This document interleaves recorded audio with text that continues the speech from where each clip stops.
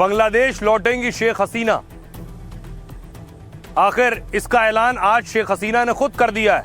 भारत से audio press conference के जरिए शेख हसीना ने बड़ी बात की है। तस्वीरें देखिए, दिल्ली में आज शेख हसीना ने एक प्रेस कॉन्फ्रेंस के जरिए लोगों को संबोधित किया और पत्रकारों को कई नेताओं और अधिकारियों के सामने ऐलान किया कि वो दिसंबर में अपने देश लौटेंगी, चाहे उन्हें जान भी गंवानी पड़े। ये बहुत बड़ा ऐलान है। शेख हसीना जब से भारत में हैं तब से उन्होंने खुद को कैमरे के सामने आने से परहेज किया है, लेकिन पहली बार शेख हसीना सामने आई और वो कह रही हैं वो दिसंबर में वापस बांग्लादेश जाने वाली हैं, उन्हें अपनी जान की भी परवाह नहीं। 71 I will return to my people. I cannot stay away while my beloved countrymen are suffering. I know I may be detained, I may be sent to prison. In 1971 I was in आपको याद होगा 2 साल पहले कुछ ऐसे अचानक शेख हसीना को बांग्लादेश छोड़ना पड़ा था। ये उस वक्त की तस्वीरें हैं जब शेख हसीना बांग्लादेश छोड़कर भारत आई थी। दावा था कि हेलीकॉप्टर में बैठकर वो ढाका से निकल गई थी, तब से वो भारत में। 2 साल हो गए इस बात को। शेख हसीना अब तक भारत में पूरी तरह से महफूज और सुरक्षित हैं। इसका वो खुद भी शुक्रिया अदा करती रही। दूसरी तरफ शेख हसीना के देश छोड़ने की वजह ये तस्वीरें, जब बांग्लादेश में छात्र आंदोलन हिंसक हो गया, हजारों प्रदर्शनकारियों की भीड़ पीएम आवास तक आ पहुंची। ऐसे में हसीना के पास देश छोड़ने का ही विकल्प बचा था, तो हसीना ने सबसे सुरक्षित हिंदुस्तान को माना और हिंदुस्तान को चुना। अब शेख हसीना वापस जाने वाली हैं बांग्लादेश दिसंबर के महीने में।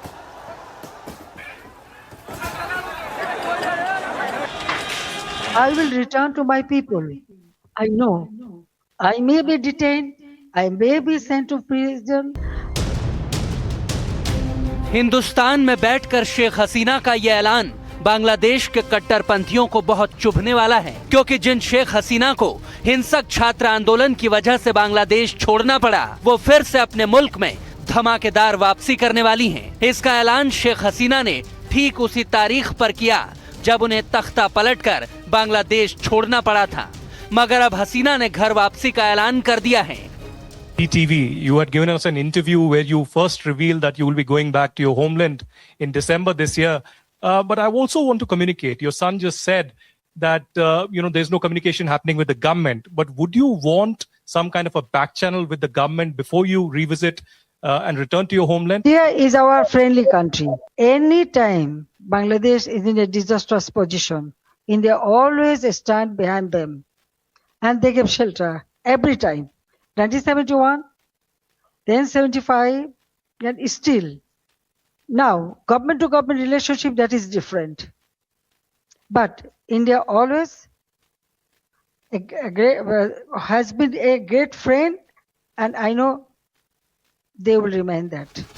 तो क्या बांग्लादेश में फिर सियासी सरगर्मी बढ़ने वाली है? मोहम्मद यूनुस जा चुके हैं, ढाका में नई सरकार आ चुकी है, लेकिन अब शेख हसीना की वतन वापसी क्या नए समीकरण बनाने वाली है? देखिए, बांग्लादेश की पूर्व पीएम शेख हसीना ने वर्चुअली संबोधित किया, 25 मिनट भाषण दिया, कैमरा बंद रहा उस दौरान। इस दौरान वो भावुक भी हुई, लेकिन उन्होंने बड़ा ऐलान किया। शेख हसीना ने कहा, मैं अपने लोगों के पास वापस लौटूंगी। हसीना ने ऐलान कर कहा, मैं दिसंबर में बांग्लादेश लौटूंगी। इस दौरान उन्होंने खुद को जेल भेजने या मौत की आशंका भी जताई। कहा वो मुझे जेल में डाल सकते हैं या फिर मार भी सकते हैं, लेकिन फिर मैं बांग्लादेश जाऊंगी फिर भी, क्योंकि उस पटरी पर उसे उस देश को वापस लाना है। शेख हसीना ने कहा कि बांग्लादेश की आवाम पर मुझे पूरा भरोसा है। हसीना ने दावा किया कि उन्होंने इच्छा से बांग्लादेश नहीं छोड़ा था। उन्होंने कहा, प्रदर्शनकारी पीएम आवास की ओर बढ़ते जा रहे थे, मेरे पास वहां से निकलने के लिए सिर्फ 30 से 40 मिनट का वक्त था। हसीना ने कहा, तब उन्हें नहीं पता था कि वो देश छोड़कर जा रही।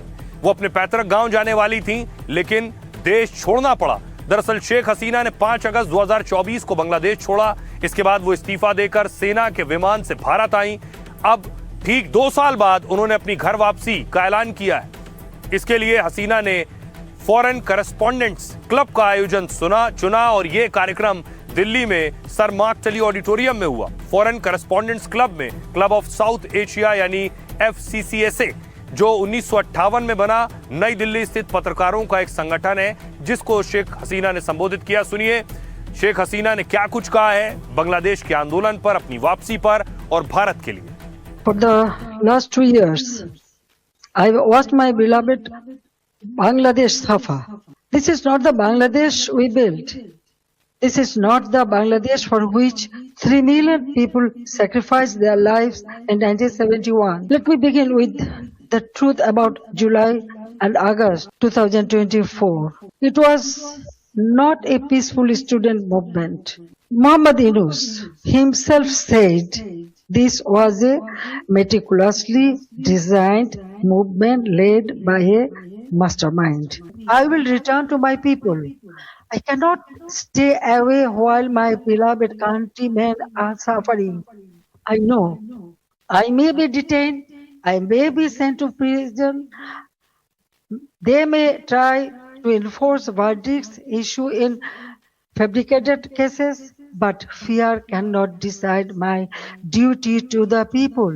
My life moved beyond calculations of personal safety long ago. Here is our friendly country. Anytime Bangladesh is in a disastrous position, India always stand behind them and they give shelter every time. 1971, then 75, and still. Now, government to government relationship, that is different. But India always has been a great friend, and I know they will remain that. Now, about us, yes, I told you that I was not ready to leave my country. I didn't know that I am coming here, but somehow I reach here. लेकिन शेख हसीना की press conference आसान नहीं थी। शेख हसीना की इस press conference से पहले देखिए क्या हुआ। बांग्लादेश ने कैसे इसे रोकने की कोशिश की और रोकने के लिए भारत से गुहार लगाई बांग्लादेश ने। भारत ने क्या कहा, क्या कहकर मना किया, ये आपको बताऊं। भारत बांग्लादेश शेख हसीना पर रिश्ते खराब नहीं करेंगे, पहली बात, क्योंकि हसीना की प्रेस कॉन्फ्रेंस को लेकर बांग्लादेश ने कहा हम अपने पड़ोसी देश भारत से रिश्ते खराब नहीं करना चाहते। विदेश राज्य मंत्री शमा उबैद ने कहा दोनों देशों में अच्छे संबंध हैं, हम नहीं चाहते कि भारत से संबंध खराब हो या उन पर असर पड़े। बांग्लादेश ने कहा उम्मीद है कि भारत इस बात को समझेगा। यह बयान तब आया जब भारतीय विदेश मंत्रालय कह चुका है कि शेख हसीना के कार्यक्रम से भारत सरकार का कोई लेना देना नहीं और भारत ने शेख हसीना का भाषण रोकने से भी इनकार किया।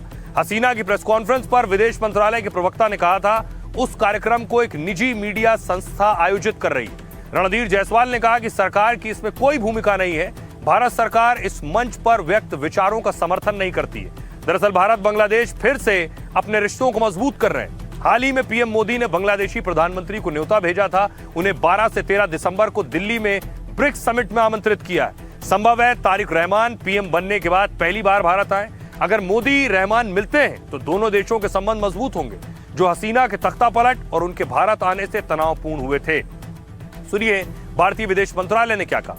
इस वार्तालाप की इन्होंने बात की अभी, वो एक प्राइवेट मीडिया संस्थान उसका आयोजन कर रहा है। भारत सरकार का इस आयोजन से कोई लेना देना नहीं है और साथ ही साथ वहाँ पर इस मंच से उठाए गए विषय या उस मंच से बोले गए शब्दों का कोई समर्थन हम नहीं करते हैं, न और साथ ही साथ हमारा कोई उससे कोई रिश्ता नहीं है। Where it has to begin is from the media. Bharat के लिए सबसे बड़ी चिंता की बात यह है कि बांग्लादेश भारत के पूर्वी हिस्से में है और पाकिस्तान बन गया है। आज आपकी पूर्वी सीमा पर एक और पाकिस्तान है। विदेशी खुफिया एजेंसियों खासकर आईएसआई को वहां खुली छूट मिली हुई है। अगर इसे अभी नहीं रोका गया तो भविष्य में दुनिया भर में आतंकवादी बांग्लादेश से ही आएंगे। This is something you have to cover